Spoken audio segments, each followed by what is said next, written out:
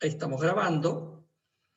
Y bueno, si alguno leyó esos trabajos y eso le genera alguna duda que necesita que se aclare hoy, lo hacemos antes de empezar cada tema. O si alguno no está de acuerdo con alguna de las cosas que pusimos en esas clases, o si alguno no está de acuerdo con lo que voy a decir yo en esta clase, tranquilamente me puede interrumpir y darme su punto de vista. En absoluto me molestan las interrupciones para preguntas o para objeciones. Existe un dogma de que siempre es el profesor el que le enseña a los alumnos, y eso la verdad que no siempre es así. Los profesores muchas veces aprendemos de los alumnos a través de planteos novedosos o a través de simplemente exponernos sus puntos de vista y hacernos ver la realidad o los temas jurídicos de otro modo. Así que no tengan ningún tipo de reparo en interrumpirme cada vez que ustedes lo consideren. Hoy vamos a ver una serie de temas que yo les he dejado material. Parte del material son clases que he confeccionado yo, y como les dije la vez pasada, esas clases son meras guías de estudio que en absoluto abastecen el estudio de la materia. La materia se tiene que completar con el estudio exhaustivo de la Ley General de Sociedades y con el material que le hemos puesto a disposición, especialmente Nissen y especialmente Balbín. Así que bueno, los temas que vamos a ver hoy, de acuerdo a la exigencia del programa, son constitución de la sociedad anónima. Es un tema en el cual yo les he agregado un capítulo de Nissen que creo que es suficientemente claro y explícito. La verdad que preferiría no detenerme en eso porque la verdad que no veo que el tema contenga ninguna dificultad. Me interesaría detenerme en cuestiones que yo considero absolutamente trascendentes, como son el análisis de capital, el análisis de la cuestión relativa a las acciones, a los accionistas, sus derechos y a los contratos de sindicación de acciones. Así que bueno, si no les parece mal, vamos a empezar con el primer tema, que es el tema relativo al capital. Antes de eso, alguien que leyó el capítulo que yo escribí, ¿quiere hacer alguna pregunta? ¿Quiere hacer alguna observación? ¿O les parece que vayamos directamente al tema?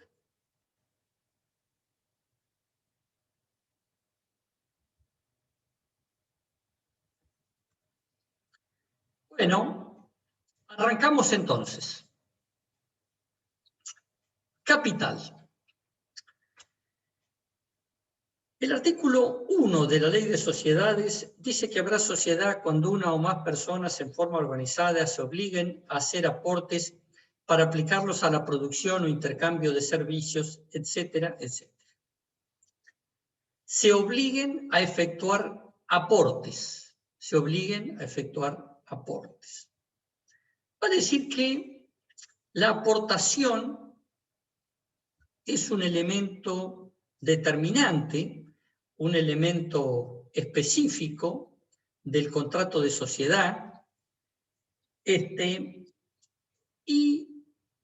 la suma de los aportes que van a hacer los socios o el socio conforma el capital.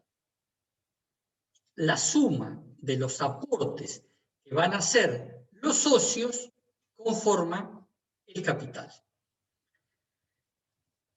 Este capital puede estar conformado por bienes o puede estar conformado por dinero.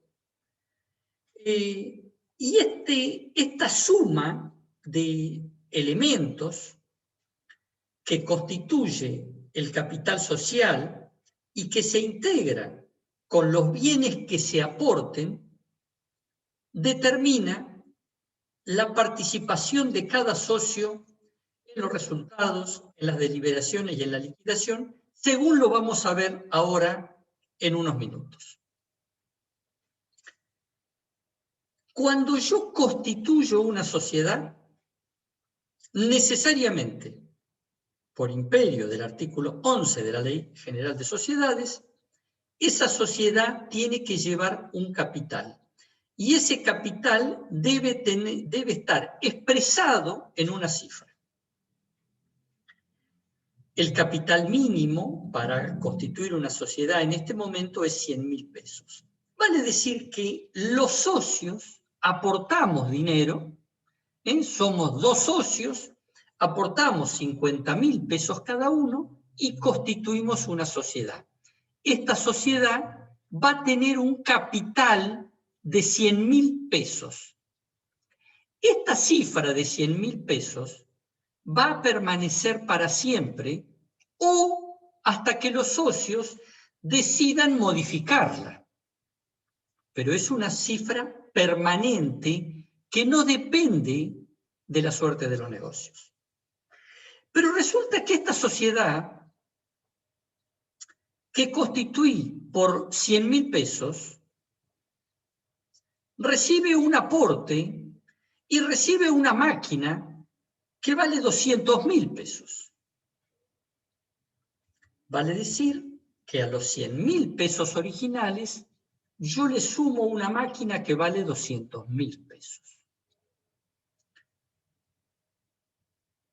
Y tuve que contraer una deuda, un pasivo de otros 100.000 pesos. ¿Qué está pasando con estos números? ¿Se modificó el capital? No, el capital sigue siendo el mismo. Lo que se modificó fue el patrimonio. El patrimonio social crece o disminuye a medida que avanzan los negocios sociales. Si el negocio es exitoso, si el negocio va bien, si el negocio crece, si se acrecientan los activos, el dinero, los bienes, máquinas, compro un inmueble que vale 1.000.000 de pesos, todo eso me modifica el patrimonio. El capital sigue siendo de 100.000 pesos. Si los negocios me va bien, el patrimonio sube. Si los negocios me van mal, el patrimonio baja. El capital nunca ni sube ni baja. ¿Por qué? Porque el capital es un concepto estático. Este concepto estático indica, en primer lugar, una institución, perdone, pero soy muy distraído, avísenme cuando haya chicos esperando, discúlpenme. El capital es un concepto estático que indica, en primer lugar, una institución eminentemente jurídica. En segundo lugar, el capital representa el aporte que realizaron los socios, los 100.000 pesos que aportaron los socios. Y en tercer lugar, no representa bienes definidos.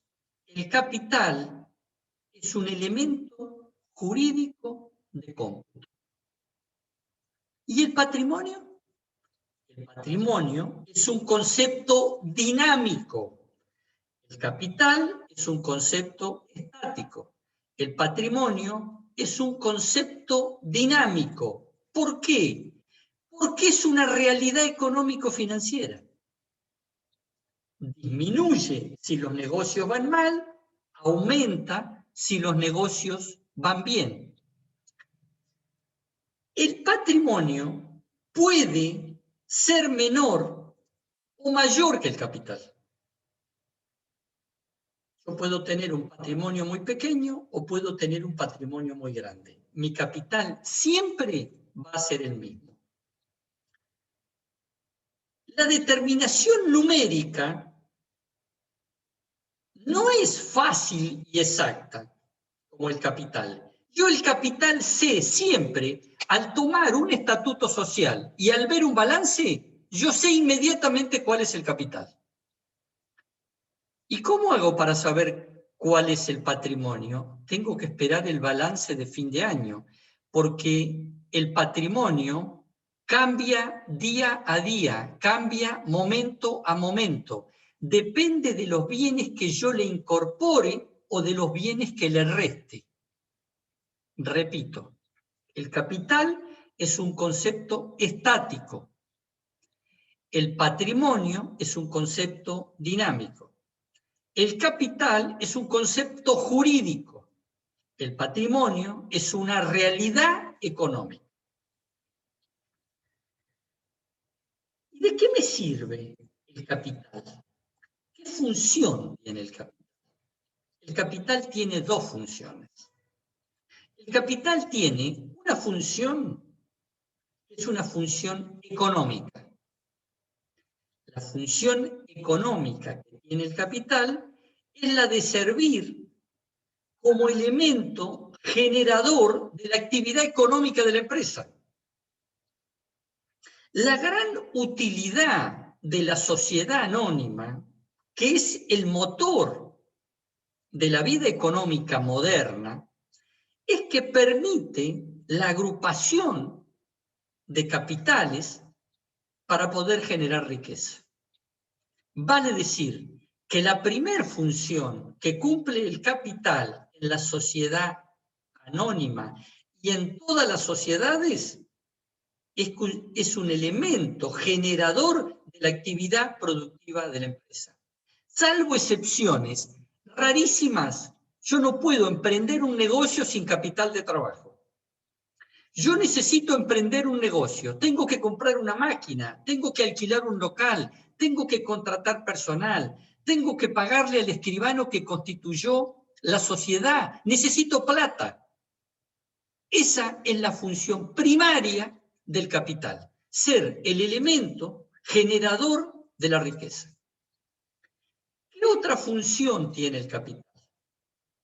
El capital tiene una función jurídica que tiene dos funciones principales. La primer función esencial que tiene el capital es que es una garantía frente a los acreedores. Yo le estoy diciendo a los acreedores, señores, con este capital yo respondo por las deudas que contrae la sociedad. Primer función del capital es una función de garantía frente a los acreedores. ¿Cuál es la segunda función del capital? La segunda es un elemento básico que determina la posición del socio frente a la sociedad. En primer lugar, me determina la posición política. ¿Por qué?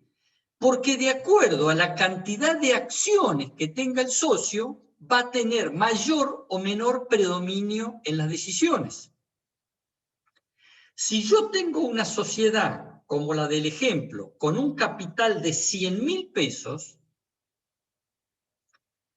el socio que tenga el 80% de las acciones va a predominar políticamente, va a mandar en las decisiones. Y el socio que tenga el 20% no va a poder hacerlo porque las decisiones en las sociedades se toman democráticamente, se toman por mayoría. Entonces, el primer elemento, la primera función jurídica del capital es que me determina la posición política del socio. Cuanto más acciones tengo, más predominio político, más capacidad de voto tengo. Y en segundo lugar, me determina la posición económica. El socio que tiene el 80% va a cobrar el 80% de los dividendos. el socio que tiene el 20% va a cobrar el 20% de los dividendos. ¿Cómo hago yo para saber qué posición política y económica tiene un socio en la sociedad? A través del capital. Recapitulo. El capital entonces tiene una función que es económica, porque genera riqueza, genera actividad productiva, y tiene una función jurídica. La función jurídica es la de permitir determinarme la posición política del socio y la posibilidad de determinarme la posición económica del socio.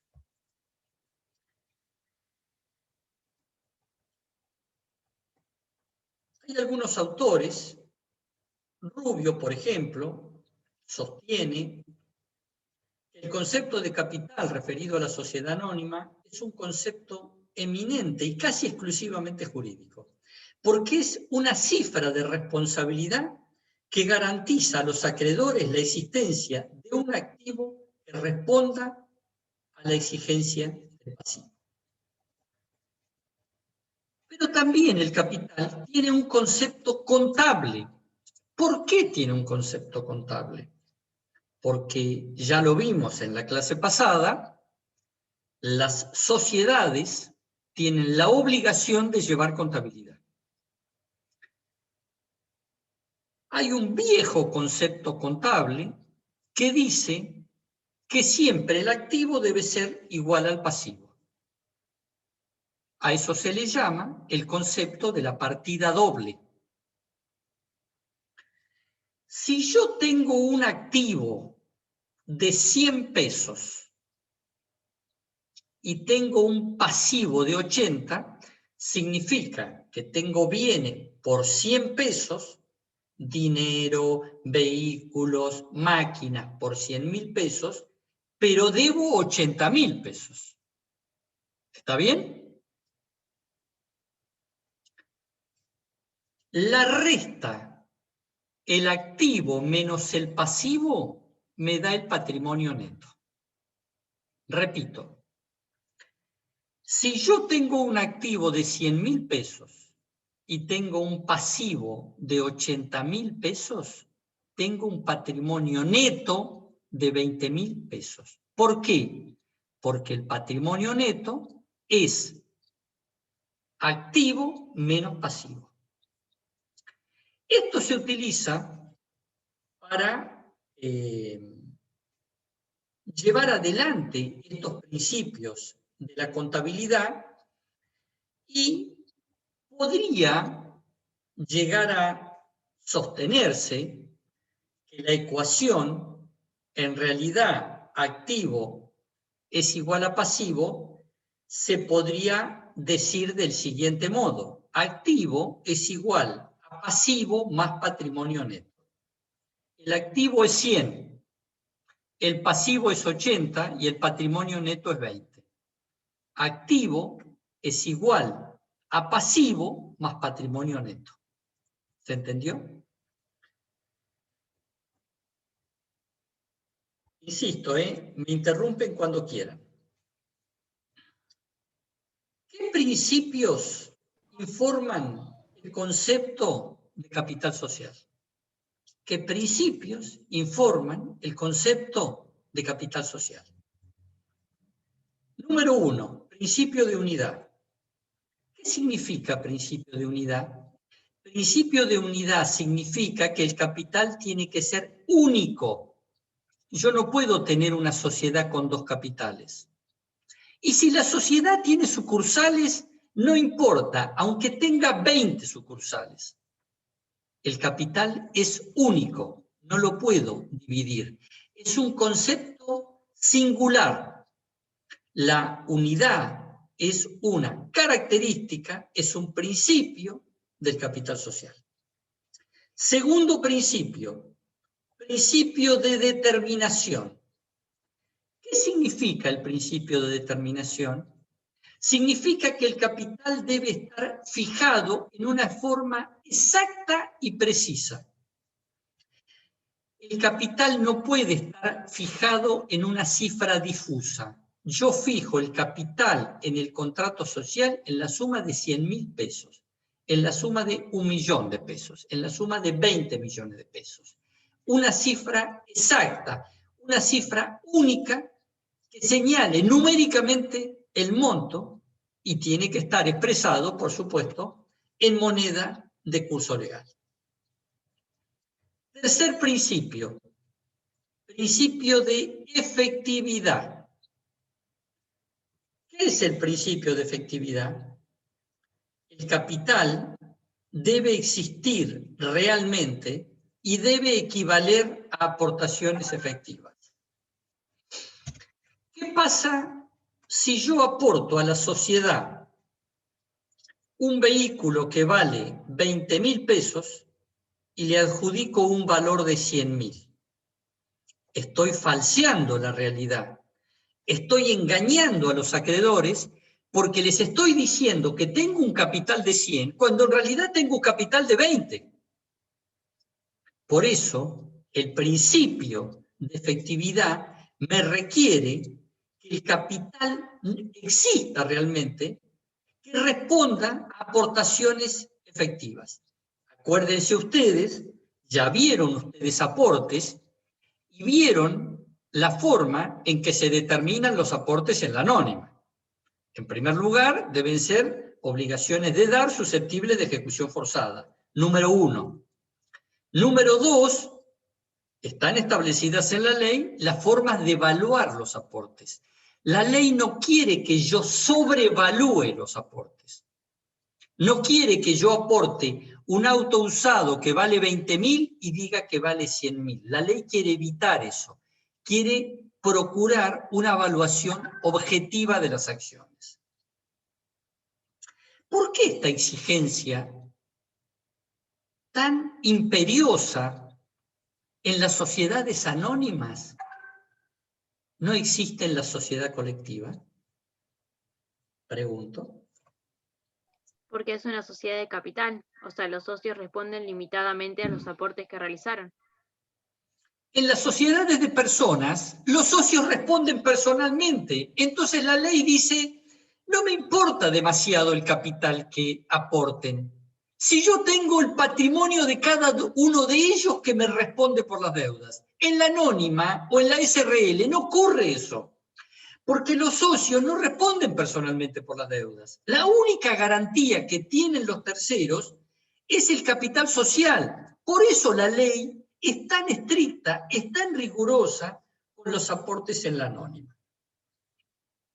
Cuarto principio, principio de efectividad. Principio de efectividad quiere decir que tanto en el nacimiento de la sociedad como en el desarrollo, este capital debe equivaler a aportaciones efectivas. Y finalmente, principio de intangibilidad o principio de inviolabilidad. ¿Qué significa el principio de intangibilidad? Significa que no puede existir ninguna maniobra que directa o indirectamente, en forma abierta o en forma solapada, reduzca el capital social. ¿Por qué? Porque están en juego los intereses de los terceros. ¿Qué normas garantizan la intangibilidad o la inviolabilidad del capital social? Bueno, ustedes ya vieron los artículos 51 a 53 de la ley, ya vieron el modo en que se evalúan los aportes en las sociedades anónimas. Precios de plaza, si no hay forma de evaluarlos a través de bancos oficiales, peritajes, pero la ley es muy minuciosa con esa. Usted no puede traer un camión que vale 100.000 y hacer figurar que ese camión vale 1 millón, porque está engañando a los terceros. Fíjense, en la clase pasada, las normas relativas al balance, cómo tiene que evaluarse los activos. el artículo 68, ahora lo vamos a ver, que prohíbe que el artículo 68 y el 71, que prohíbe que se distribuyan dividendos si no surgen de ganancias realizadas y líquidas, etc. Todas estas normas apuntan a una sola finalidad: a preservar el capital social, porque el capital social es la garantía de los terceros. Acá alguien me pregunta sobre los principios, así que los voy a repetir. Principio de unidad, dijimos que tenía que ser uno solo. Principios de determinación, capital fijado en una forma exacta y precisa. Principio de efectividad, que el capital debe existir realmente, equivaler a aportaciones efectivas. Y el principio de intangibilidad o inviolabilidad, que prohíbe que el capital se modifique durante la vida de la sociedad. ¿Qué pasa cuando los socios aportan para la sociedad? Hacen un aporte para la sociedad. Hoy el capital mínimo es un capital de 100.000 pesos. Entonces, con un socio aportamos 50.000 pesos cada uno y conformamos una sociedad que tiene como capital 100.000 pesos.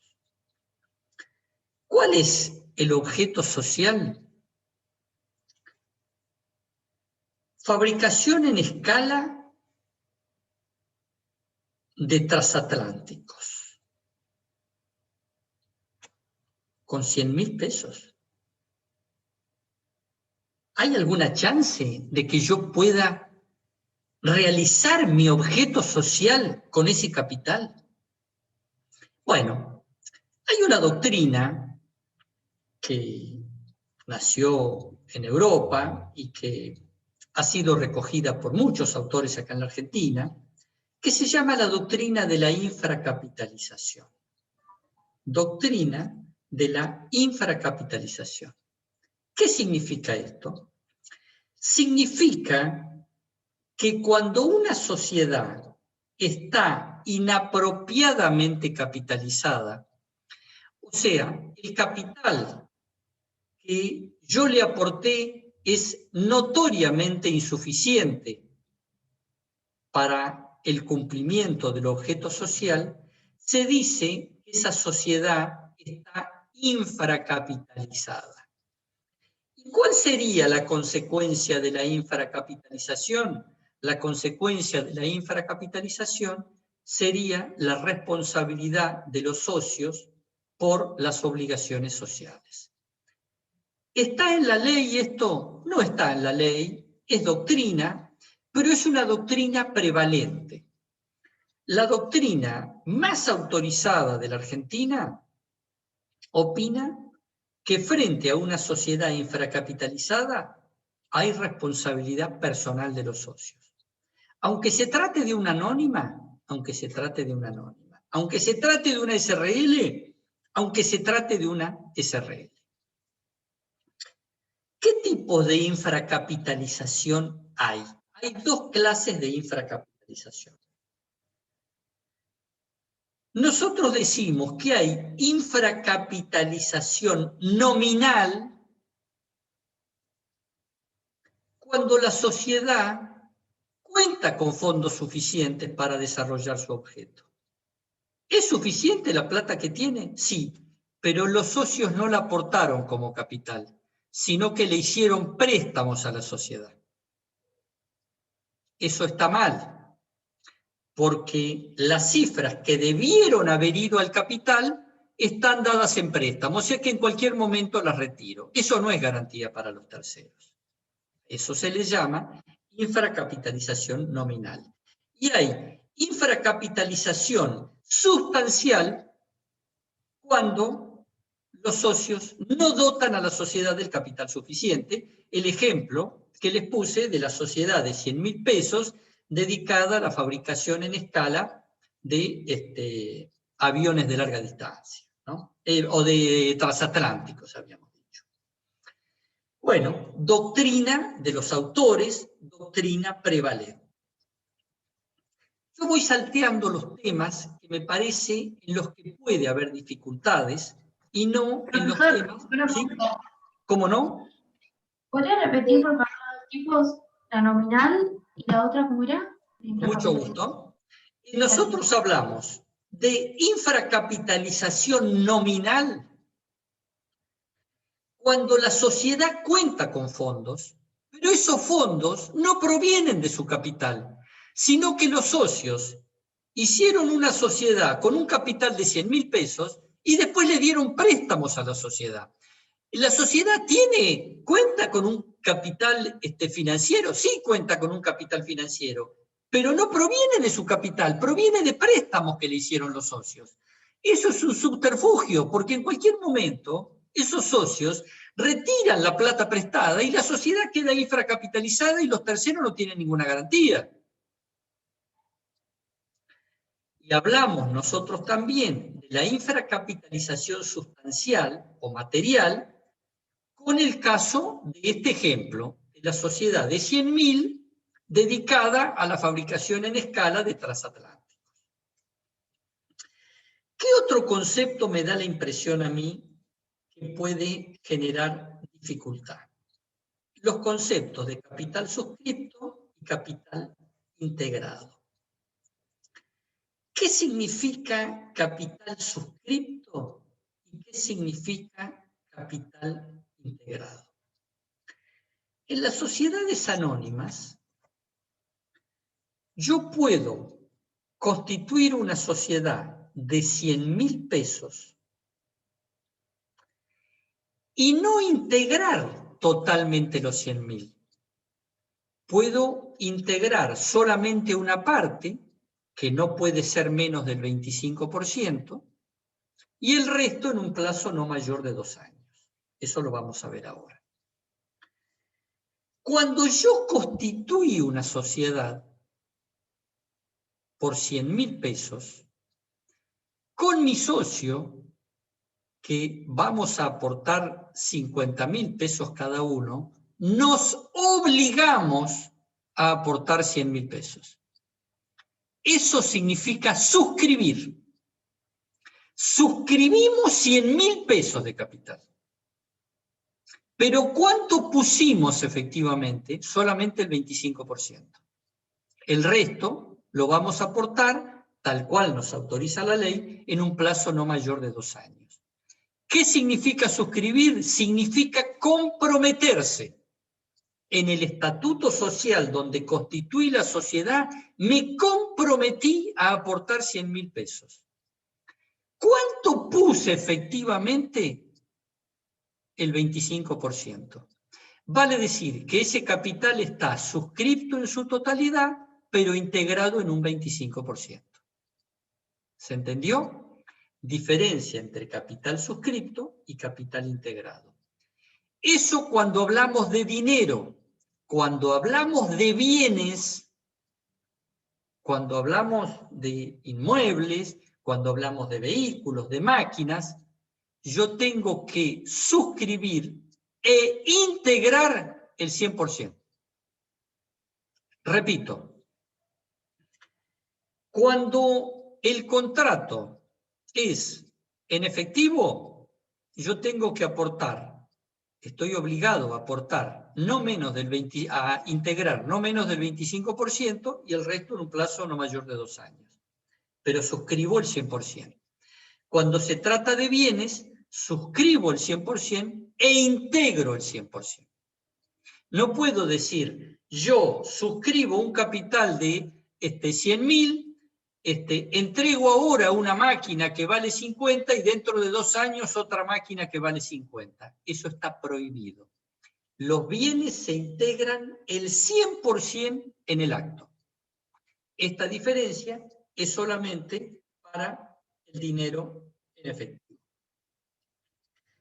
Lean, cuando puedan, el artículo 187 de la ley, que dice que los aportes dinerarios deben integrarse en un 25% y el saldo en un plazo no mayor de 2 años artículo 166. Recuerden también que en la sociedad anónima solamente se admiten obligaciones de dar susceptibles de ejecución forzada, artículo 39 de la ley. Y recuerden también que los bienes deben ser entregados en propiedad. No hay aportes de uso o goce para la constitución de una sociedad. Existen sí prestaciones accesorias, pero no forman parte del capital.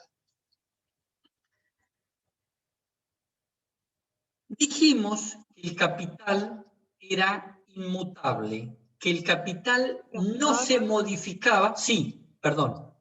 Hay una compañera o un compañero que está queriendo... Uy, perdón.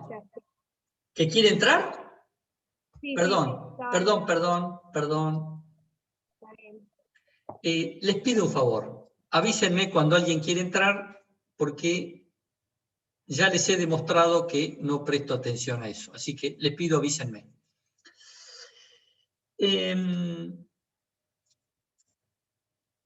Dijimos que el capital es un concepto inmutable que se mantiene durante toda la vida de la sociedad.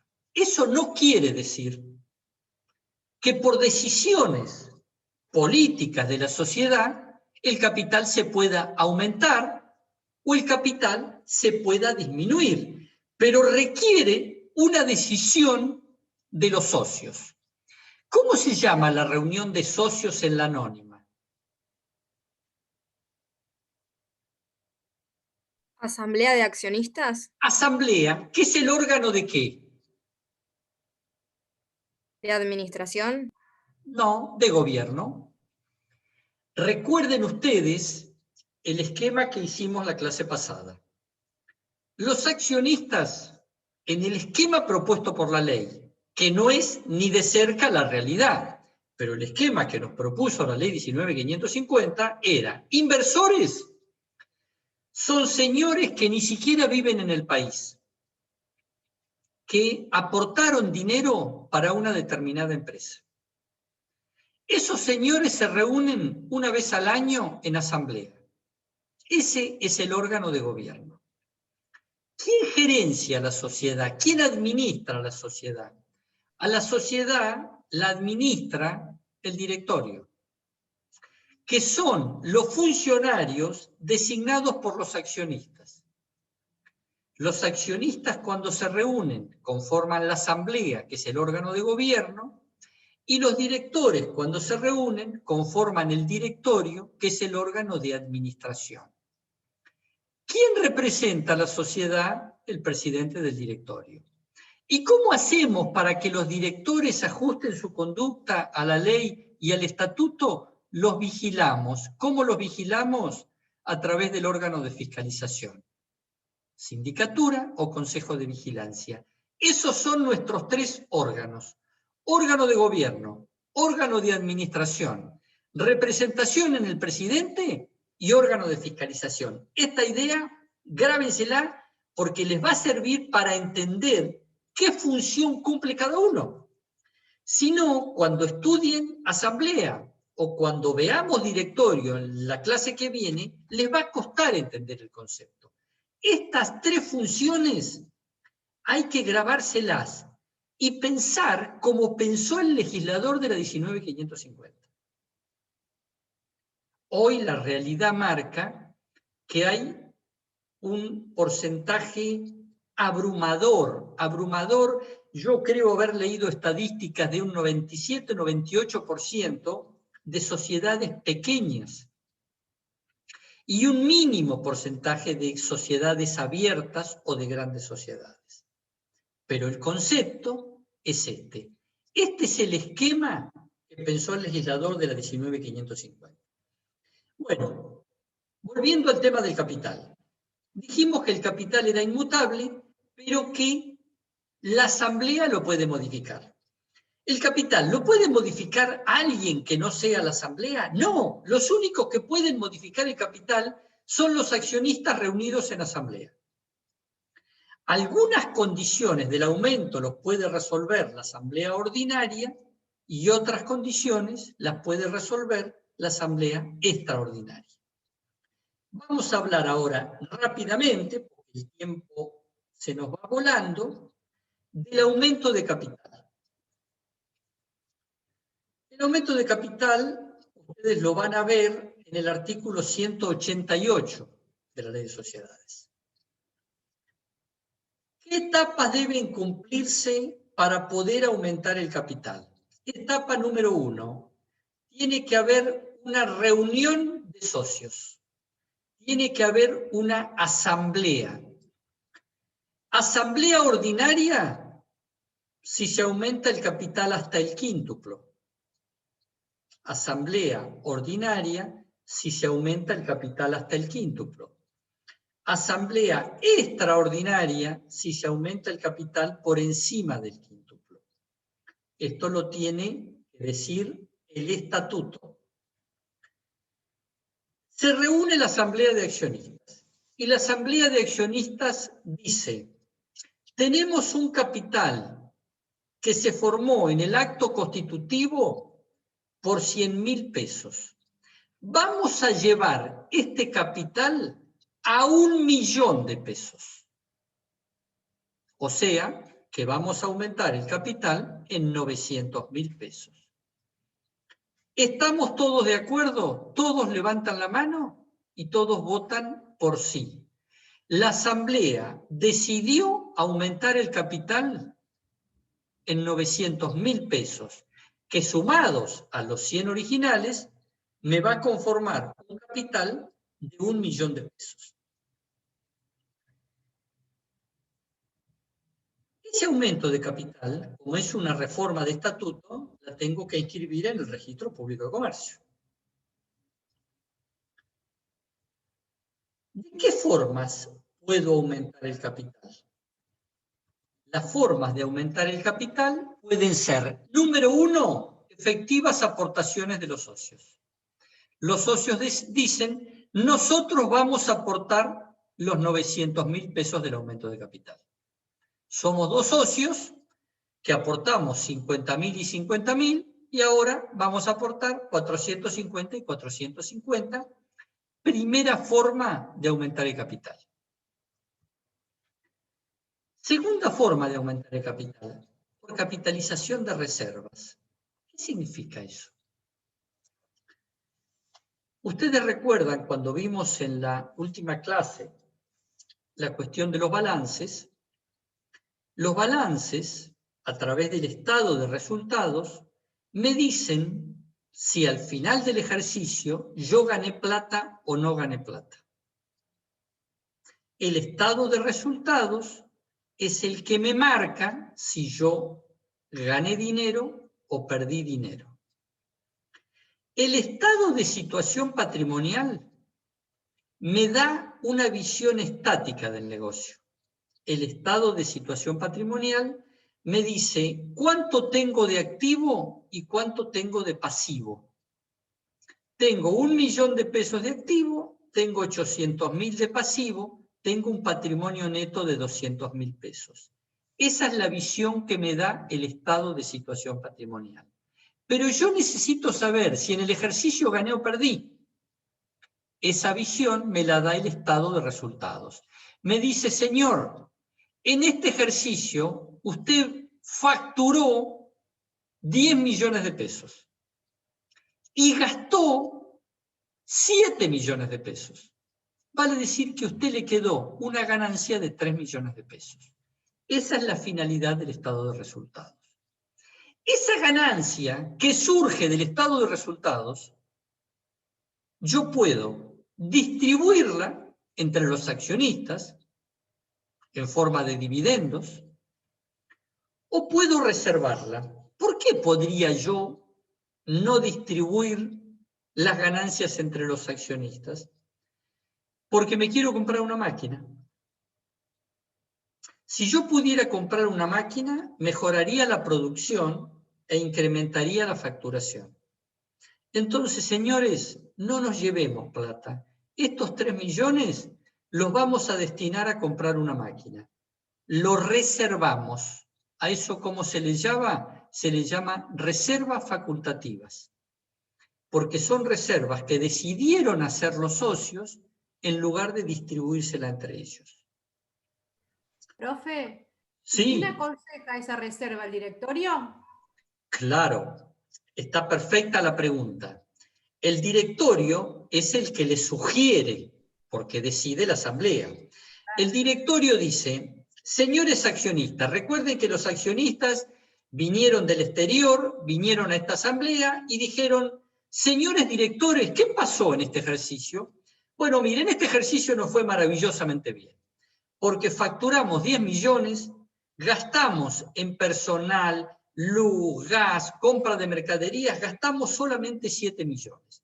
Para decir que nos quedaron 3 millones limpitos. Pero, le dicen los directorios, le dice el directorio, nosotros le sugerimos que si usted compra una máquina que vale 3 millones de pesos, vamos a mejorar la producción.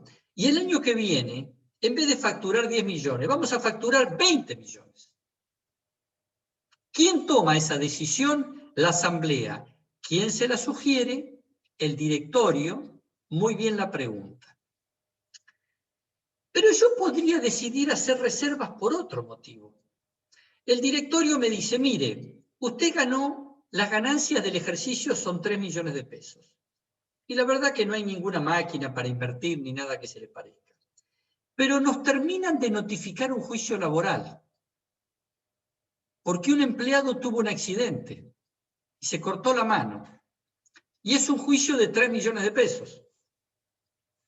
Entonces, como cualquier empresa seria, dice, está bien, los accionistas son personas responsables, y dicen, no vamos a llevarnos las utilidades, vamos a guardarlas. ¿Por qué? Por si perdemos el juicio. Una actitud responsable de una apropiada administración económico y financiera de los negocios. Muy bien. Hicimos una reserva de 3 millones de pesos que quedaron en una cuenta que se llama reservas facultativas. Pasan los años y resulta que el abogado de la empresa gana el juicio. O aparece una RT y la RT paga la demanda del empleado. Entonces no necesito gastar esos 3 millones de pesos. ¿Qué hago con esos 3 millones de pesos que tenía en reservas? Puedo aumentar el capital. Entonces, una decisión de la asamblea puede ser, estas reservas que teníamos guardadas por el juicio se ganó, ahora lo mejor que podemos hacer es aumentar el capital. Entonces, primera forma de aumentar el capital, mediante aportaciones de los socios. Segunda forma de aumentar Profesor, el capital. Sí. Una pregunta, ¿Cómo no? ya que está repitiendo, ¿los aportes de los socios siempre son en partes iguales? Qué bueno que usted me pregunte porque yo me había olvidado de decir eso. Ah, bien. No, está muy bien. Los aportes de los socios, en el caso del ejemplo mío, son en partes iguales, pero podían haber sido en aportes desiguales, ¿no? Podía haber sido que mi socio aportara un 60% y yo un 40%, ¿no es verdad? Sí. Podía haber sido así. Bueno. Cuando aumentamos el capital por reservas, la ley me obliga a mantener la proporcionalidad. O sea, que si yo esos 3 millones los transformo en capital, aumento el capital, el 60% de las acciones de ese aumento van al socio que tenía el 60%. Y el 40% de las acciones vienen al socio que tenía el 40%. ¿Por qué? Porque la ley me impone mantener la proporcionalidad. Esto Sería como distribución de dividendos, digamos. Exactamente, porque si yo en vez de hacer reservas hubiera distribuido dividendos, mi socio se llevaba el 60 y yo 40. ¿En todo el aumento del capital es proporcional? ¿En profe? todo? ¿En todo lo que sea, los factores de aumento del capital va a ser proporcional? No. Otra pregunta impecable. Porque si yo aumento el capital por efectiva aportación, el aumento va a ser en proporción al aporte que haga cada uno. Cuando yo aumento el capital por efectiva aportación, los socios tienen que aportar dinero, ¿no es verdad? Pero resulta que de los socios que habíamos aportado 60 y 40, en la asamblea decidimos aumentar el capital. Y yo digo, mire, yo estoy de acuerdo con aumentar el capital, pero yo no pongo un peso. ¿Por qué? Porque no tengo plata. Mi socio dice, sí, yo tengo plata.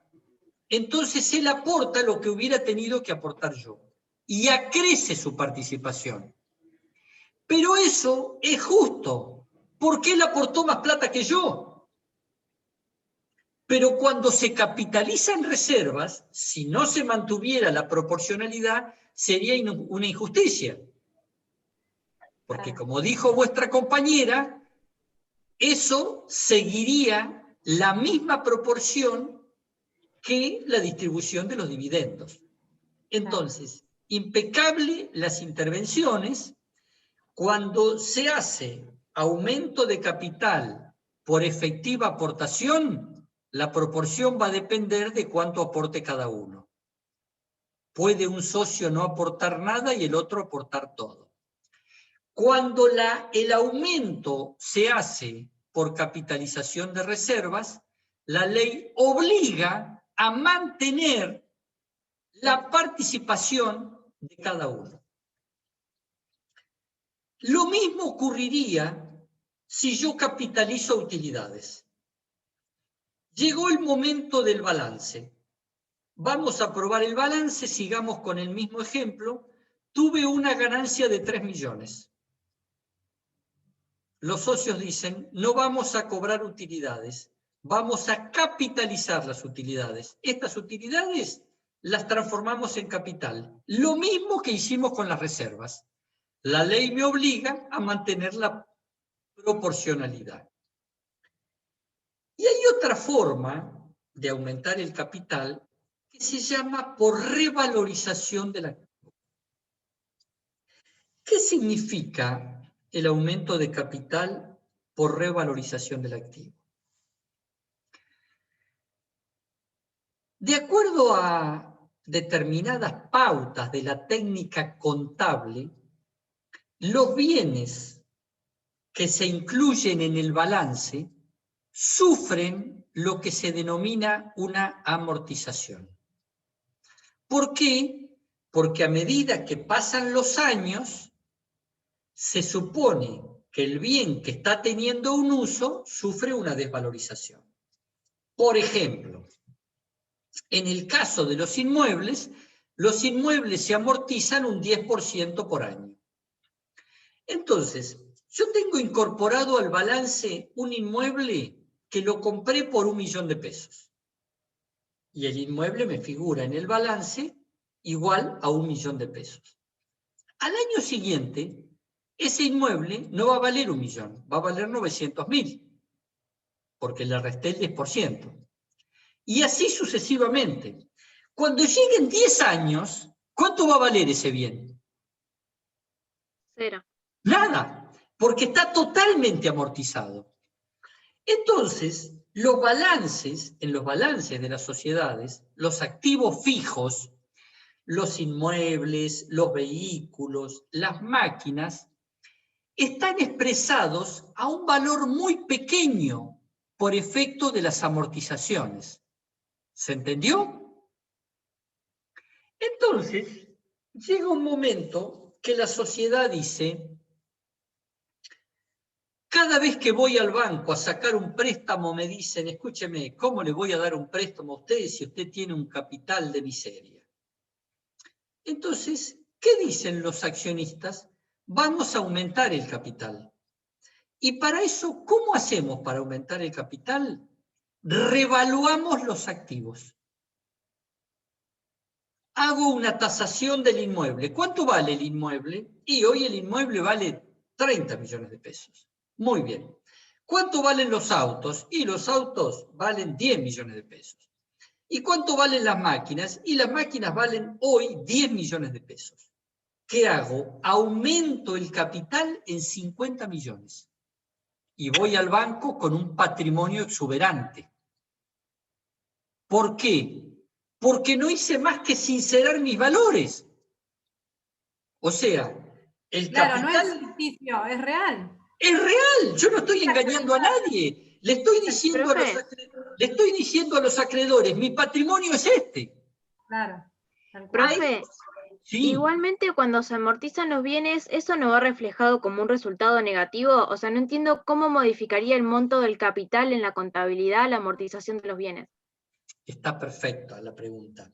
El capital no se modifica nunca, porque yo el aporte inicial lo hice por un determinado monto, que ese capital no se modifica. Esas amortizaciones que hacen los contadores y que son propias de la técnica contable, no afectan el monto del capital. Contablemente, el capital sigue siendo el mismo, pero a nivel patrimonial, esos bienes valen cada vez menos. Esa técnica de aumentar el capital revaluando los activos se llama revalúo contable. Se llama aumento del capital por revalúo contable o aumento del capital por valorización de los activos. Vale decir que vimos hasta ahora que el capital se puede aumentar por aportaciones de los socios, se puede aumentar por capitalización de reservas, se puede aumentar por capitalización de utilidades y se puede aumentar por revalorización del activo. ¿Hay otras formas de aumentar el capital? Sí. Se las señalo y les doy el título porque si no, no llegamos. Hay una especie de títulos que se emiten que se llaman debentures, que son convertibles en acciones. La sociedad emite títulos al público y si no cumple con la amortización de esos títulos, el portador se puede convertir en dueño de acciones. Yo estoy capitalizando esa deuda. Y hay otro mecanismo que es la capitalización de deudas en el concurso preventivo. ¿Cómo funciona esto? El concurso preventivo es un mecanismo establecido por la ley 24.522, la ley de concursos y quiebra, que me permite enfrentar una crisis empresaria. Me presento en concurso preventivo y le ofrezco un plan de pago a mis acreedores. Si mis acreedores aceptan el plan de pago que yo les estoy ofreciendo, sorteo la crisis y no voy a la quiebra. ¿Cuáles son los ofrecimientos que puedo hacer en un concurso preventivo? Uno de los ofrecimientos es capitalización de pasivos. ¿Qué significa eso? Yo me presenté en concurso preventivo y se presentaron acreedores, gente a la que le debo plata, por un total de 2 millones de pesos. Yo tengo 2 millones de pasivos. Yo le voy a ofrecer a los acreedores lo siguiente. Yo no les puedo pagar, señores. Lo que les puedo ofrecer es aumentar el capital en 2 millones y a ustedes les doy acciones por 2 millones y pasan a ser socios míos. A eso se le llama capitalización de pasivos. Es una forma de sortear la crisis empresaria. Es otra forma de aumentar el capital. ¿Quién puso plata? Profesor, Sí. una pregunta. ¿Por qué los bienes tienen que estar amortizados al mínimo? En realidad no están amortizados al mínimo, sino que de acuerdo a una técnica contable se les quita una porción de valor todos los años. Los inmuebles se amortizan un 10%, los vehículos se amortizan un 5%, las máquinas creo que es un 2 o un 3%. Es una forma establecida en la práctica contable que evidentemente no tiene en cuenta el proceso inflacionario. Entonces, simplemente buscaba sincerar el valor de los bienes, porque cualquier bien usado pierde su valor a medida que avanza el tiempo. Si yo compro hoy un coche 0 kilómetro, el año que viene ese coche no va a valer lo mismo y cuanto más años pasen, menos va a valer. ¿Por qué? Porque disminuyó su valor por ser un vehículo usado. Ese es el sentido de la técnica contable, lo que se denomina amortización de bienes. En los balances ustedes van a ver reflejado una cuentita que dice amortización de bienes y que está la diferencia entre el valor de adquisición y el valor real que tiene. Pero es, digamos, simplemente un recurso contable porque, les insisto, las sociedades están obligadas a llevar contabilidad. Gracias. Sí. Profe, cuando usted hablaba hoy al principio de que hay un mínimo obligatorio para constituir el capital en una sociedad, Sí. Si yo mal no entiendo, hay casos de tipos específicos por actividades financieras, por ejemplo, de sociedades anónimas, que se le obliga a dar un monto específico en el capital. En el caso de que la ley se modifique y exija un monto mayor, ¿no habría un aumento de capital? O sea, ¿no se estarían obligados a aumentar el capital en ese caso? Absolutamente, por supuesto. En este momento, el capital mínimo para constituir una sociedad, de acuerdo a una ley del año 2012-2013, o sea, el capital era 12.000 pesos y se aumentó, ahora digamos, en fecha relativamente reciente, se aumentó a 100.000. Lo que pasa es que el proceso inflacionario es tan acelerado, se deteriora tan rápido el valor del signo monetario, que en realidad tendríamos que estar haciendo correcciones todos los meses. Pero la observación suya es muy importante por lo siguiente. Determinadas actividades en las que está involucrado el ahorro público llevan recaudos de capital que son mucho más importantes que en el resto de las sociedades. O sea, si yo quiero poner un kiosco, puedo poner un kiosco con un socio y con 100.000 pesos voy a andar bárbaro. Pero si yo quiero poner un banco, el Banco Central de la República Argentina, que es el organismo de contralor de las entidades financieras, me va a exigir un capital que es cuantioso. En este momento no recuerdo la cantidad, pero supongamos que pueda ser 1.000 millones de pesos de capital para fundar un banco. En cualquier sociedad, yo tengo reservas legales. Las reservas legales son reservas obligatorias que hay que establecer sobre el capital social. Bueno, las reservas en los bancos, que se les llama encaje o encaje mínimo, son cuantiosas también. O sea, reglamentaciones especiales para determinadas actividades. ¿Por qué? Porque está involucrado el orden público, porque la gente deposita su dinero en los bancos y confía en la solvencia de las entidades financieras. Como está involucrado el ahorro público, el Estado intermedia y obliga a dar garantías sobrevaluadas. Algo muy similar ocurre con las compañías de seguros.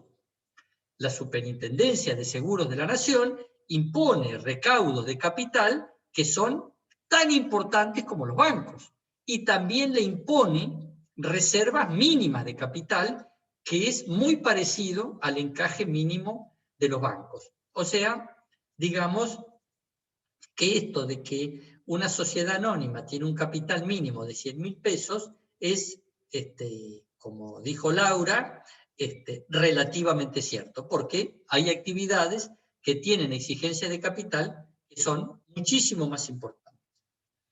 Profe, ¿y quién decide ese monto de capital y los aumentos que va a ir teniendo ese monto de capital? ¿Es por decreto? Claro, o sea, en realidad tendría que ser por ley, porque es Claro, una modificación de la Ley General de Sociedades. Ustedes, claro. los últimos, la integración de estos 100.000 pesos fue establecido por una ley, ¿no?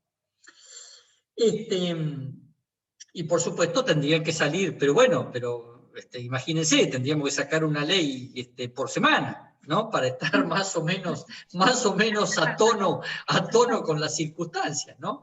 No alcanza, no alcanza. No alcanza, no alcanza. Bueno, avancemos rápidamente porque estoy no mal, recontra mal con el tiempo. Bueno, ustedes todo el tema de aportes lo vieron en la parte general. El tema de los aportes tiene exigencias severas en las anónimas.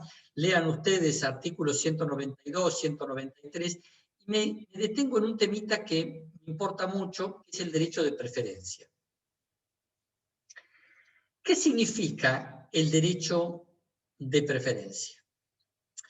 El derecho de preferencia significa que cada accionista tiene el derecho, cuando hay un aumento de capital, de suscribir y aportar hasta el monto de su participación.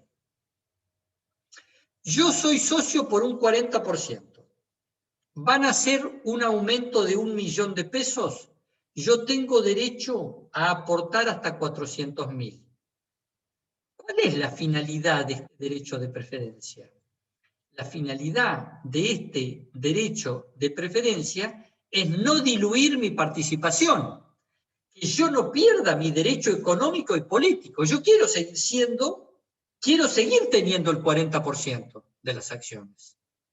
Entonces, el derecho de preferencia me da el derecho, frente a un aumento de capital, yo no estoy obligado a suscribir el aumento de capital, pero si yo decido suscribir el aumento de capital, tengo derecho a que este aumento llegue al límite de mi participación. Vale decir que esta disposición, el derecho de preferencia establecido en el artículo 194, tiene la finalidad de custodiar los derechos económicos del accionista. Lean ustedes cuáles son los mecanismos que existen cuando se viola el derecho de preferencia. Hay sanciones muy severas, hay acciones de daños y perjuicios, bueno, y por supuesto, acciones de nulidad, etc. Derecho de preferencia es uno de los derechos esenciales del accionista. ¿Con qué se vincula el derecho Profe, una pregunta. ¿Cómo no? En el caso de que el accionista no quiera participar o no quiera aportar tanto, ¿qué pasa?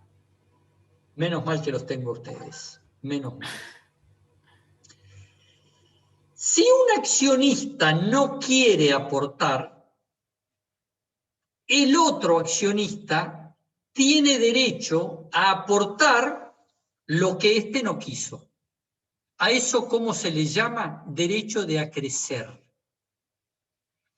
¿Cuál es la finalidad del derecho de acrecer? Mantener el elenco originario de accionistas, que no venga un tercero a aportar y se meta un tercero ajeno en la sociedad. Entonces, derecho de preferencia resguarda la posición económica y política del socio. El derecho de acrecer resguarda el elenco originario. Muy atinada la observación. Les ruego que para ¿Se Sí. podría dar el caso de que en base a un interés social, digamos, se disminuya este derecho de preferencia, por así decirlo? O sea, que se dé lugar al que compren ajenos a la sociedad frente a los accionistas por una cuestión de interés social? Sí. O de que no se vaya a quiebra, o que no se vaya a quiebra la empresa, o que no a concurso preventivo. Bueno, yo les voy a pedir, si ustedes quieren que esta clase tenga éxito, que me sigan interrumpiendo. Si pretenden que tenga éxito, sigan interrumpiendo, por favor. Es usted que da muy bien la clase y nos hace pensar. No, la doy muy mal y ustedes la van enderezando. Ustedes van enderezando esta clase, que sería un desastre si no. No, nos ayuda. La pregunta es espectacular. ¿Este derecho de preferencia es un derecho ilimitado? No, no es un derecho ilimitado. Puede tener limitaciones. Estas limitaciones tienen que provenir de una asamblea extraordinaria que decida limitar el derecho de preferencia de un socio. ¿Por qué motivo una asamblea extraordinaria limitaría el derecho de preferencia del socio? La asamblea resolvió aumentar el capital social en 900.000 pesos, pero no en plata, sino que la empresa decidió que el aumento de capital tiene que ser en una máquina que va a mejorar la producción. El dueño de la máquina es uno de los accionistas. Vale decir que la finalidad del aumento de capital es aportar esta máquina. Pero hay una sola máquina y hay un solo accionista que es el dueño de la máquina. Y el otro dice, ¿y mi derecho de preferencia? ¿Y de dónde quiere usted que saque otra máquina? Si hay una sola máquina. Entonces la asamblea extraordinaria le dice, usted no puede ejercer el derecho de preferencia porque el aporte está hecho sobre la base de una máquina. Pero están violando mi derecho, lo resolvió la asamblea extraordinaria. Yo así no quiero seguir siendo socio. Bárbaro, tiene derecho de receso.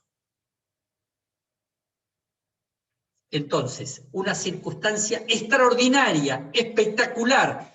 Un socio aporta una máquina. Yo no necesito, la sociedad no necesita dos máquinas, necesita una sola. Y la tiene, el dueño es este socio que la va a aportar. Lo siento mucho, no puede ejercer su derecho de preferencia. Tiene derecho de receso. Si no le gusta, se va. Le pagamos su parte y se va. ¿Pero ahí no aumentaría también su aporte, el aporte del accionista, y bajaría el del otro? Y si la asamblea extraordinaria decidió que el aumento de capital es 900.000 por el aporte de una máquina, ya está decidido. El aumento es 900. O sea, básicamente controlaría la sociedad un solo accionista. Si fueran dos, sí, pero a lo mejor son 20. Claro. Entonces, digamos, ¿esta medida es buena o es mala? Y depende desde qué punto de vista se lo mire. Hay dividendos para repartir. Yo soy un accionista pobre. Me quiero llevar todo lo que se pueda, porque estoy a la miseria. El socio mayoritario no, está lleno de plata. Y dice, no, yo no quiero distribuir. Quiero invertir, quiero comprar un campo, o quiero pagar una deuda. Esta tensión que se produce es propia del sistema societario.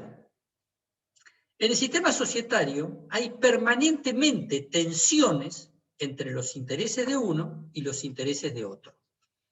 ¿Cómo se resuelve esta situación de tensión? Se resuelve haciendo primar el interés social. Ustedes ya vieron el affectio societatis, ¿no? Se los debe haber explicado Duprat. Sí, profe. Bueno. No me pregunten por qué, pero se generalizó el concepto de que el affectio societatis significaba el afecto entre socios, que los socios se querían mucho. La verdad, no sé qué puede tener que ver que los socios se quieran o no se quieran con un sistema societario. Aparte, imagínense ustedes una sociedad que cotiza en bolsa, que yo voy a la bolsa y compro acciones que cotizan. ¿Qué? ¿Yo tengo que querer a quién tengo que querer si no conozco a nadie? Todos abrazados, besándose. Todos abrazados con los otros. Pero eso no es un sistema societario. La Affectio Societatis significa otra cosa. La Affectio Societatis significa que los socios tienen que sacrificar los intereses personales en función del interés social. Eso significa Affectio Societatis. No tiene nada que ver que los socios se lleven bien o mal o como sea. Entonces, ¿cómo se resuelve esta cuestión permanente de tensión? Socio minoritario versus socio mayoritario, decisiones que tienen que ver con favorecer a uno o con... Siempre tiene que primar el interés social. O sea, cuando yo me asocio, cuando yo suscribo el contrato de sociedad, estoy aceptando de que tengo que declinar mis intereses personales en función del interés social. Este es el parámetro que debe guiar para resolver los conflictos. Bueno, y la otra situación en la que se limitaría el derecho de preferencia es que las acciones del aumento se den en pago de obligaciones, como sería el caso en que la sociedad está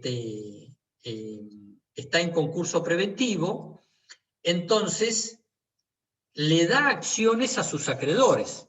Y los acreedores, en vez de cobrar en efectivo la plata que la sociedad les debe, reciben acciones. Y ahí se suspende el derecho de preferencia. Porque en realidad se están recibiendo las acciones en pago de obligaciones preexistentes. Bueno, hay algún otro supuesto más, que yo se los dejo que lo lean, pero siempre está frente al socio que está privado del derecho de preferencia por una asamblea extraordinaria, el derecho de receso del artículo 245.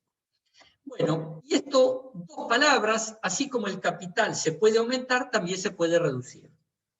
Y ese derecho de preferencia también se puede reclamar judicialmente, ¿verdad?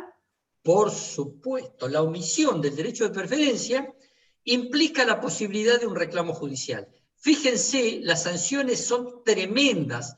La sanción, la demanda de daños y perjuicios contra los accionistas y directores que permitieron que se prive a un accionista del derecho de preferencia, tienen que ser no menores de 3 veces el importe del que se privó al accionista.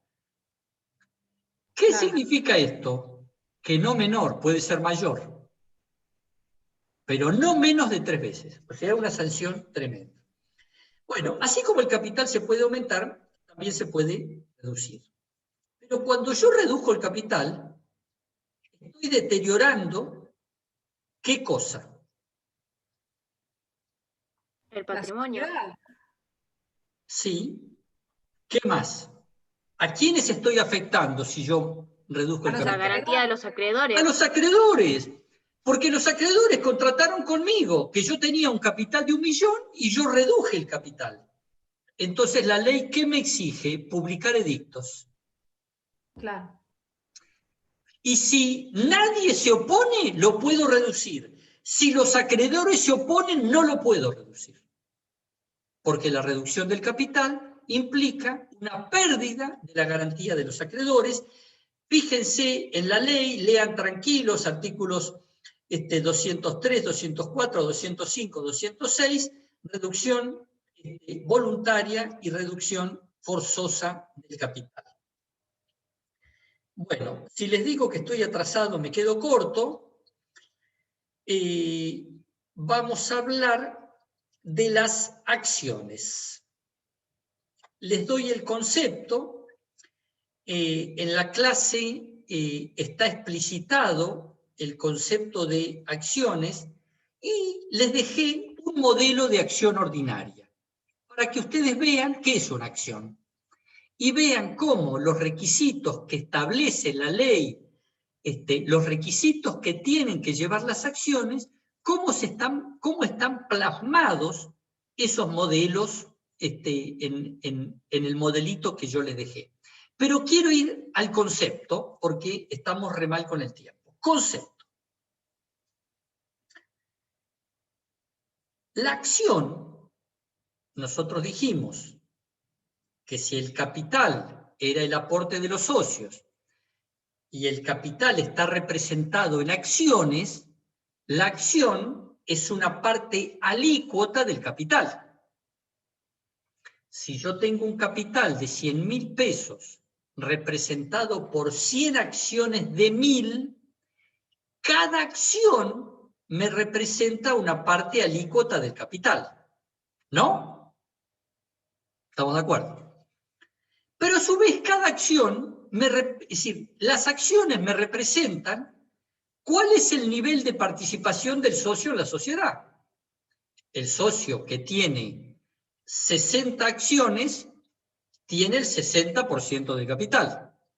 Y el socio que tiene el 60% del capital va a tener el 60% de las utilidades. ¿Estamos de acuerdo? Muy bien. Vayamos a una SRL. El capital en la SRL se representa en cuotas. Las cuotas representan una parte alícuota del capital en la SRL. Y las cuotas representan la participación del socio en la sociedad, en una SRL. Bien. En una sociedad colectiva, las partes de interés representan una parte alícuota del capital y representan también la participación del socio en la sociedad. Conclusión. Parte de interés, cuotas y acciones, ¿son lo mismo? Pregunto. No, Muy bien, ¿por qué no? porque la parte de cuota es personal, son intereses personales. Y acciones, Sí, estamos bien orientados. ¿Qué más? Creo porque unas son libremente disponibles y las otras no. Bueno, libremente disponibles podrían ser todas, porque si en una SRL no tengo limitación para la disponibilidad de las cuotas, las puedo disponer libremente. Y si en una colectiva el estatuto dijera que yo le puedo vender la parte de interés a quien quiera, también son libremente disponibles. Y las acciones también son libremente disponibles. La pregunta es, ¿son lo mismo? ¿Y se llaman distinto o hay alguna diferencia entre ellas? Algunas cotizan en bolsa y otras no. Las acciones. Claro. Las partes de interés no cotizan en bolsa. ¿Qué más?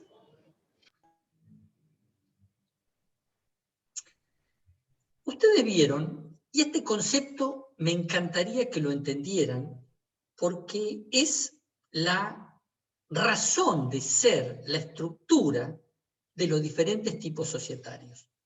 Ustedes vieron que hay sociedades de personas, o sociedades personalistas, o sociedades por partes de interés. ¿No es verdad? Colectiva, capital industria, comandita simple, etc. En el otro rincón tenemos las sociedades por acciones. Ejemplo paradigmático, la sociedad anónima. Y en el medio, un tipo mixto, que tiene algunos toquecitos de sociedad de personas y algunos toquecitos de anónima, como es la SRL.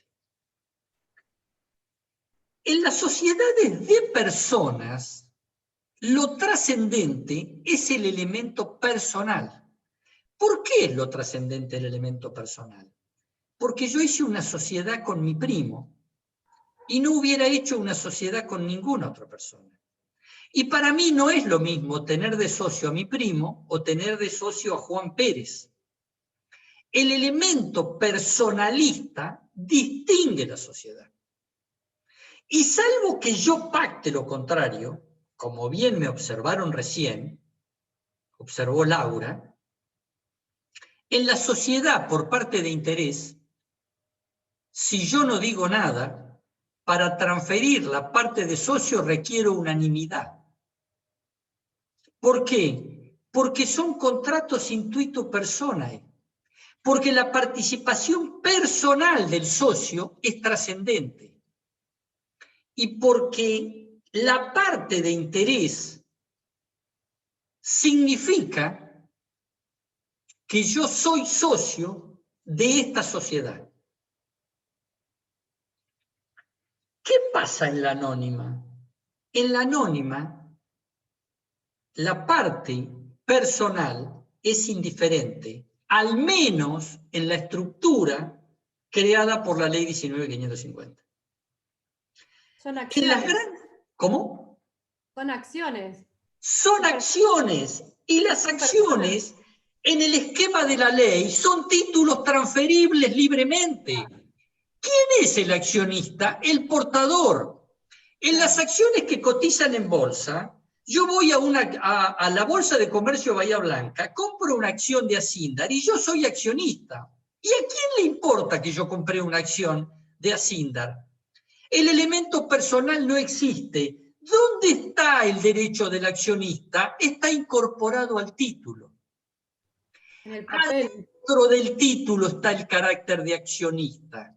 Entonces yo soy accionista porque tengo un título en la mano, pero si ese título se lo doy a Juan Pérez, el accionista va a pasar a ser Juan Pérez. ¿Qué quiere decir esto? Quiere decir que en la acción el carácter de accionista está dentro del título. Yo soy accionista no porque firmé un contrato de sociedad. Yo soy accionista porque tengo un título que es circulatorio, que es endosable y lo tengo en mi poder. Por eso soy el accionista. En la sociedad por parte de interés, en cambio, yo soy socio porque me puse de acuerdo con mi primo en formar un kiosco. Y no hay títulos, no hay transmisión, no hay títulos valores dando vuelta. Hay un carácter de socio. La Constitución es diferente. Absolutamente. Y yo no puedo cambiar de socio y no puedo vender mi parte si mi otro socio no está de acuerdo. Ustedes me dirán, bueno, pero no exagere, yo puedo hacer una anónima con mi primo si quiero. Está bien, estoy de acuerdo. Pero el modelo que nos impone el legislador es un modelo de la gran sociedad anónima. Y la ley dice que los títulos de la anónima son títulos circulatorios. Son títulos que pueden ser emitidos al portador o pueden ser nominativos. Y los títulos nominativos pueden ser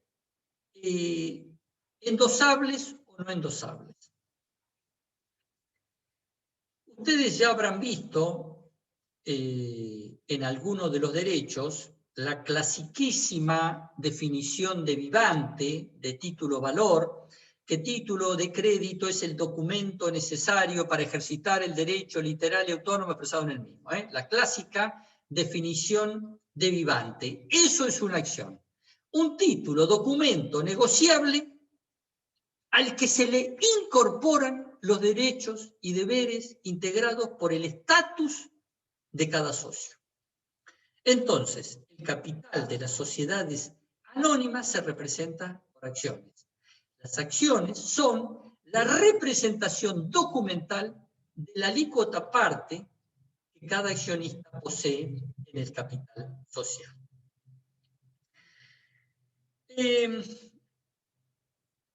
Las acciones tienen que estar representadas en títulos. Bueno, antiguamente, si no se tenía el título, no ser accionista. Esto, históricamente, la sociedad se caracterizó por eso, por la división de capital en acciones y por la representación en títulos que circulaban. No había forma, no se concebía el ejercicio de los derechos de socio sin la exhibición del título. Hoy, ¿qué es lo que ocurre? Hoy se ha dictado una ley, que es la ley 24.587, que es la ley de nominativización obligatoria, que obliga, desde el año 1995, que es cuando se dictó esa ley, obliga a que todos los títulos sean nominativos no endosables. Vale decir que hoy no es necesario que los títulos estén representados físicamente en cartones. ¿Por qué? Porque las acciones se tienen que registrar en el libro de registro de acciones. Las sociedades anónimas llevan un libro que se llama Libro de Registro de Acciones, artículo 213. Este libro tiene que tener determinadas formalidades que están ahí en el artículo 213, y ahí es donde se tiene que inscribir las transferencias de las acciones, si yo constituí una prenda sobre las acciones, si me trabaron un embargo, etc. ¿Hay algún límite para transmitir las acciones de una sociedad anónima? No, el derecho a transmitir las acciones de una anónima es un derecho inderogable. Es un derecho inderogable que es un derecho básico de las sociedades anónimas. Sería nula una cláusula que diga se prohíbe ceder las acciones. Sin embargo, en la sociedad anónima se pueden establecer limitaciones. ¿Qué limitaciones se pueden establecer? Bueno, en el estatuto yo puedo poner, no se pueden transmitir las acciones si no presta la conformidad a la asamblea. O para ceder las acciones, usted necesita la conformidad del directorio, por ejemplo. O se puede establecer un derecho de preferencia. Usted quiere vender las acciones, no hay ningún problema, pero antes de venderlas se las tiene que ofrecer a los socios. Entonces, se puede limitar la transmisibilidad, no se puede prohibir.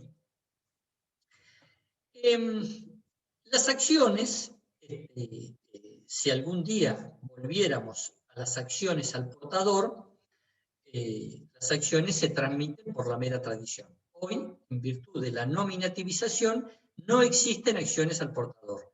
Todas las acciones tienen que ser nominativas, no endosables.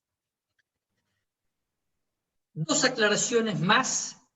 Profe, con respecto a los acreedores. Sí. Los accionistas, ¿cómo responden? En las sociedades anónimas, lo mismo que en las sociedades de responsabilidad limitada, los socios en la SRL y los accionistas en la SA no responden por las obligaciones sociales. Ah, perfecto. O sea, la sociedad contrae una obligación con un proveedor. Sí. Y el presidente del directorio firma un pagaré por 1 millón de pesos, la única obligada es la sociedad. La gran diferencia entre las sociedades de personas, cuyo prototipo es la colectiva, y las sociedades por acciones, cuyo prototipo es la anónima, es que en la colectiva los socios responden por todas las obligaciones sociales. ¿Cómo responden? Solidaria e ilimitadamente. En la anónima, los socios no responden por las obligaciones sociales. Por eso la sociedad anónima se ha transformado en el motor de la economía mundial, porque le permite a las personas agrupar capitales y no comprometer su patrimonio personal.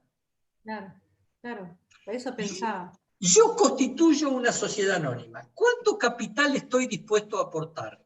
Estoy dispuesto a aportar 100.000 pesos. ¿Qué significa eso? Que si el negocio es una catástrofe, perdí ¿cuánto? 100.000 pesos. Pero no perdí mi casa, no perdí mi auto, no perdí mi casa de fin de semana, perdí solamente lo que yo me decidí a aportar. Esta es la razón por la cual no se constituyen prácticamente hoy sociedades colectivas. No se constituyen sociedades de capital o industria. Se constituyen solamente sociedades anónimas y se constituyen SRL. Todo el mundo está dispuesto a invertir, pero no está dispuesto a comprometer su patrimonio personal. ¿Qué tipo de acciones hay? Hay dos tipos de acciones. Acciones ordinarias, que son las acciones que no tienen ninguna clase de privilegio, y las acciones ordinarias dan derecho a un voto. ¿Qué otro tipo de acciones hay? Son acciones que tienen algún privilegio o alguna preferencia. Se llaman acciones privilegiadas a aquellas acciones que tienen más de un voto. ¿Cuántos votos pueden tener? Hasta 5. ¿Eso quién lo decide? Lo decide el Estatuto Social. Las acciones que tienen más de un voto se llaman acciones privilegiadas, se llaman acciones de voto plural, o también las van a encontrar con el nombre de acciones de voto múltiple. Y hay otro tipo de acciones que tienen preferencias patrimoniales. ¿Qué quiere decir? Que cobran más que los demás.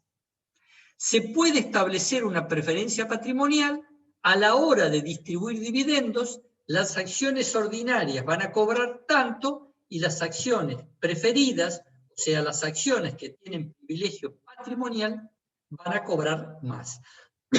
O sea, acciones privilegiadas tienen una preferencia en el voto. Las acciones preferidas son aquellas que otorgan una prelación en la distribución de las ganancias. Último tema. Usufructo, prenda y embargo de acciones. Me detengo un minuto en el tema del usufructo porque es un tema muy difícil y es un tema que da lugar a muchas confusiones. Ustedes han visto el tema del usufructo, ya han visto el derecho real de usufructo, ¿no es verdad? Ustedes saben que la propiedad se desmembra. La propiedad se desmembra en la nuda propiedad y en el usufructo. El usufructo da derecho al uso y al goce, y la nuda propiedad da solamente el derecho de ser propietario. Esto es muy clásico cuando fallece un señor, entonces la viuda va a hacer la sucesión y dice: yo quiero que la casa quede a nombre de mis hijos. Pero, como no le tengo demasiada confianza a mi yerno, y mi nuera tiene, qué sé yo, algunas agachadas, la verdad que no me quiero quedar desprotegida del todo, entonces quiero quedarme con el usufructo vitalicio. Yo le dejo la casa a mis hijos, pero mientras yo viva, el uso y el goce lo tengo yo. Ese es el clásico, la clásica desmembración del derecho a propiedad. ¿Existe el usufructo en el sistema societario? Por supuesto. Se puede constituir el usufructo sobre las acciones. El artículo 218 de la Ley de Sociedades establece la posibilidad de establecer el usufructo sobre las acciones. ¿Cómo funciona el usufructo sobre las acciones? Bueno, según dice el artículo 218, el usufructuario tiene derecho ¿a qué?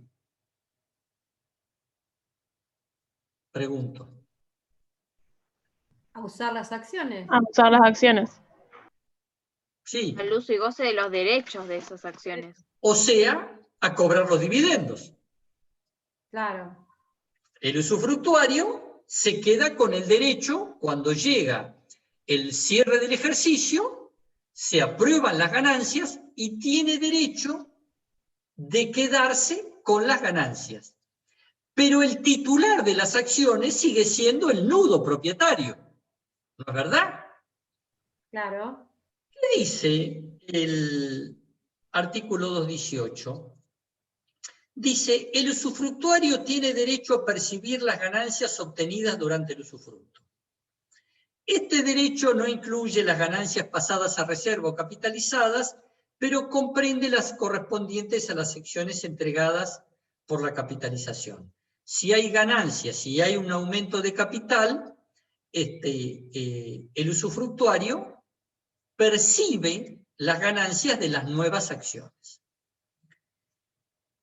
Pero dice el 218, el ejercicio de los demás derechos derivados de la calidad de socio, inclusive la participación en los resultados de la liquidación, corresponde al nudo propietario, salvo pacto en contrario y el usufructo legal. Nosotros vimos que el accionista tiene derechos económicos y derechos políticos, ¿no es verdad?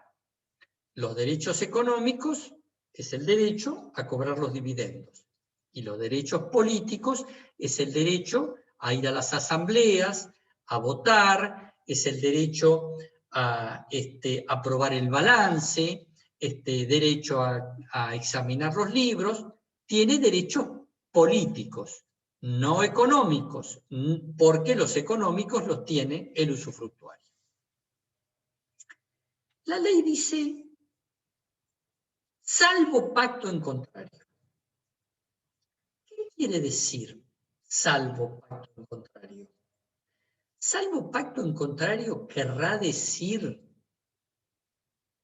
que yo en el contrato de usufructo puedo acordar que el usufructuario, además de los derechos económicos, se quede con los derechos políticos. ¿Qué opinan ustedes? ¿Querrá decir eso? Y no sé, porque ahí ya habría transferencia de acción. Claro, le está transfiriendo la totalidad de los derechos. Y aparte los derechos políticos tienen que ver con la conservación de la información de la empresa. Absolutamente. Desde otro punto de vista, yo le podría retrucar y decirle lo siguiente. Muy bien, los derechos económicos se los queda el usufructuario y se queda esperando que la asamblea apruebe distribuir utilidades, ¿no? Claro. Porque si la asamblea no distribuye utilidades, el usufructuario, pobrecito, no va a cobrar nada, ¿no? Claro. Bueno, ¿y quién es el que decide si hay utilidades o no? ¿La asamblea? La asamblea. Sí, y en la asamblea, ¿quién está? El nudo propietario. El nudo propietario, claro. O sea, ¿No sería que tienen posibilidad de tener el derecho los dos de ir a la asamblea? Puede ser.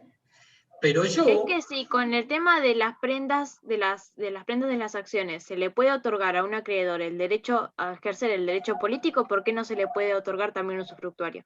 Impecable el razonamiento. Impecable. Yo pienso lo mismo. Pero además, hay autores que no piensan lo mismo y que dicen, cuando el 218 dice salvo pacto en contrario, se está refiriendo solamente a la participación en los resultados. Porque el 218 dice, el ejercicio de los demás derechos derivados de la calidad de socio, inclusive la participación en los resultados, corresponde al nudo propietario salvo pacto en contrario. Algunos autores dicen, el salvo pacto en contrario no se refiere a los demás derechos, se refiere solamente a la participación en los resultados. Bueno, claro, lo que pasa es que si él va a participar en los derechos políticos y en los derechos económicos, es como una transferencia. Bueno, los que están en contra de la cesión de los derechos políticos dicen exactamente eso. Dicen al final, entonces usted... No tiene sentido. El nudo propietario deja de ser socio. Claro. Bueno, las dos posiciones yo se las termino de presentar y en realidad no las expuse yo, las expusieron ustedes. Una posición que dice que se puede ceder al nudo propietario todos los derechos y otra postura que dice no. Tema para opinar. Bueno, lo importante es que se puede, esto se va a aplicar si se pacta, digamos, en el contrato. O sea que estarían de acuerdo todos los accionistas. En Por este caso. supuesto, por supuesto. Si están de acuerdo ellos, perfecto. Absolutamente, absolutamente. No, el problema, mientras estén de acuerdo, Claro, no hay problema. El problema es cuando el contrato no dice nada. Y cuando cada accionista quiere entrar en un usufructuario, ¿cuánto van a ser? 5 millones en la sociedad. Pero absolutamente, absolutamente. Bueno, yo acá termino mi clase, no porque no tenga nada más, porque hay 1.000.000 de cosas para decir. Traté de meterme en los temas más espinosos, más conflictivos. Ahí les dejé mis clases, les dejé en el tema de Constitución el capítulo del manual de Nissen, y ahora les voy a agregar una clase mía más sobre los accionistas, los derechos de los accionistas, etc. Ustedes pueden hacerme en el Moodle todas las consultas que ustedes quieran y yo se las contesto por ahí. No tienen por qué ser necesariamente consultas, pueden ser objeciones, me pueden decir no estoy de acuerdo con nada de lo que dijo en la clase, y lo discutimos con todo gusto, porque, digamos, el derecho es una materia absolutamente opinable y sería una necedad pensar que uno tiene la razón en las opiniones que da.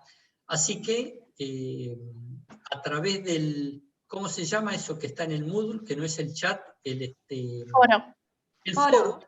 Ahí en el foro, ustedes me pueden poner preguntas, pueden poner objeciones, y podemos entablar discusiones sobre los temas estos que yo hablé, y sobre todos los demás que están subidos ahí.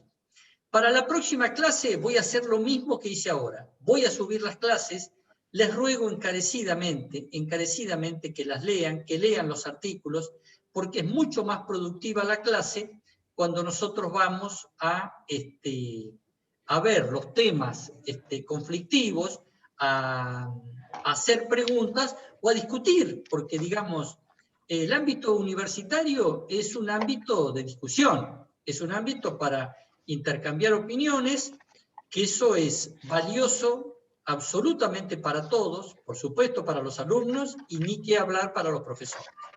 Así que bueno, anímense, cuestionen esta clase, cuestionenla, díganme todos los temas en los que no están de acuerdo, y hagan las preguntas que quieran hacer, y yo voy a estar a disposición en el foro. Bueno, Una última pregunta. ¿Cómo no? Del usufructo, ¿no? ¿Me podrían ejemplificar en el caso en el que entraría un usufructo como un ejercicio? Claro. Porque usted dio el ejemplo de la mujer que fallece el esposo, pero en el caso de la sociedad no sería así. Sí, exactamente lo mismo. Fallece un señor que era accionista de una sociedad. La esposa tiene derecho al 50% de los gananciales. Vamos a suponer que la sociedad se constituyó durante el matrimonio. Y tienen 3 hijos. ¿Cómo es el derecho sucesorio sobre esas acciones del muerto? Y la mitad es de la esposa, que retiene su 50% de gananciales. Y el otro 50% se distribuye en los 3 hijos. La esposa dice no, yo ya quiero adjudicarles en la sucesión que mis hijos se queden con el 100% de las acciones. Pero yo me quedo con el usufructo. Ahí tenemos un caso típico de usufructo de acciones. Otro ejemplo, compraventa de acciones. Yo compro acciones, pero quiero una garantía. Una garantía, un usufructo.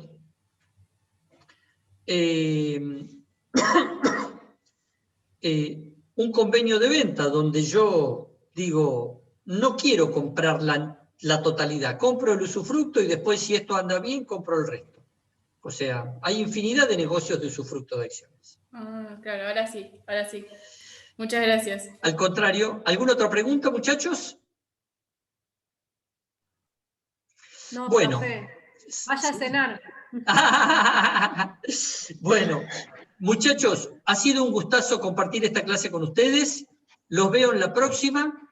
Y no achiquen con el foro, hagan preguntas, hagan objeciones, cuestiónense ustedes. Yo les vuelvo a insistir, un tema que les dije en la primera clase.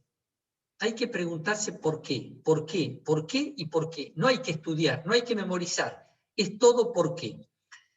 Así que bueno, nos vemos la próxima clase y un gusto verlos. Buenas noches, profe. Profe, adiós. Buenas noches. Hasta luego. Adiós.